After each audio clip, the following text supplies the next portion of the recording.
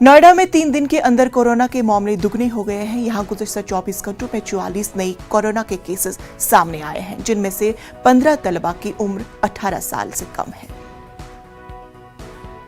दिनों में कोविड मरीजों की संख्या दुगनी हो गई है। पिछले 24 घंटे की बात करें तो 44 नए मामले सामने आए हैं, जिसमें से 15 बच्चे ऐसे हैं जिनकी उम्र 18 साल से कम है, जिससे प्रशासन में हड़कंप मच गया है।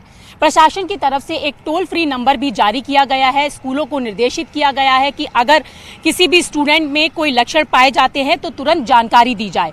इसके साथ ही 68 नमूनों को जीनोम सीक्वेंसिंग की जांच के लिए भेजा गया है, ताकि नए वेरिएंट, नए स्ट्रेन का पता लगाया जा सके।